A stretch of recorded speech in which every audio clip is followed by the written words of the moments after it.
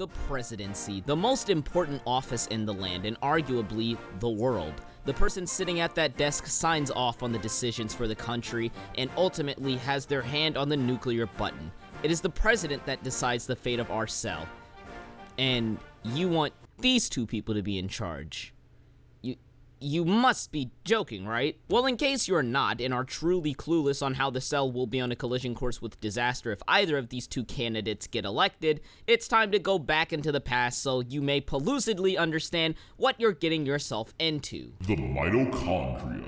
I have no clue what that was, but let's roll with it. Roll with him. Okay, whatever. The mitochondria's occupation prior to running for the highest office in the land was working at a power plant, and if the words power and plant next to each other fail to signal red flags in the idea of unprecedented amounts of doom, maybe the fact that the mitochondria was often caught slacking off on the job will. Around highly toxic and explosive materials, the mitochondria was often caught napping and sleeping. In fact, his idleness is so bad that a disease derived its name from him, mitochondrial syndrome. Mitochondrial syndrome is a result of terrible work habits which lead to a lack of energy being produced for the cell, and leads to poor growth, developmental delays such as the lack of social skills at certain ages, and muscle weakness. There's no cure for this since laziness seems to be inherent in the mitochondria's family. However, with a bit of physical therapy, the disease becomes much more manageable. The last thing we need as a community is a leader who needs to be told,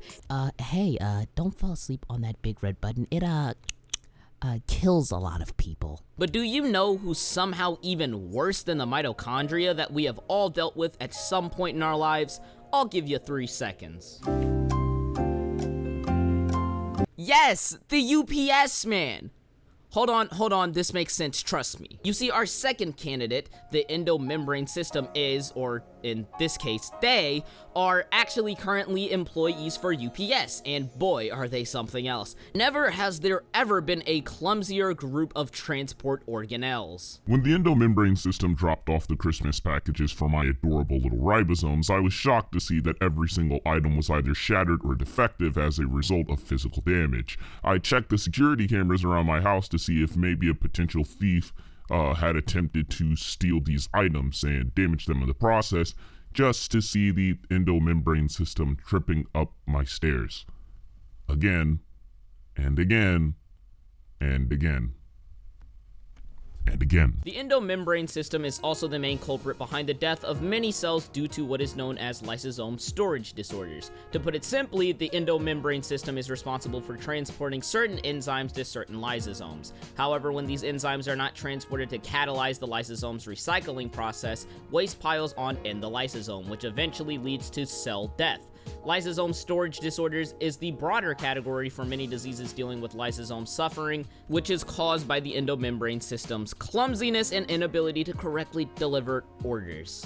I'm fairly positive the last thing that any of us members of this cell wants is a president who just accidentally deletes all 30,000 of their emails, or accidentally declares war on Russia, or accidentally shoots missiles at North Korea. Actually, well, you might want that, but I don't. The endomembrane system and the mitochondria. Two different candidates, one similar end. With the nucleus as president of the cell, your packages will be delivered carefully as he replaces our current endoplasmic membrane with one that is more cautious, and lysosome persecution will come to an immediate halt.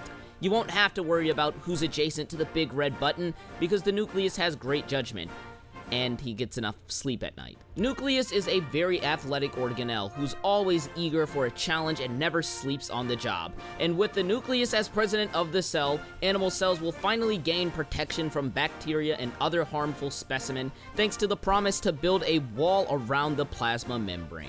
Vote for the nucleus as president, and together we will build a wall for the animal cell.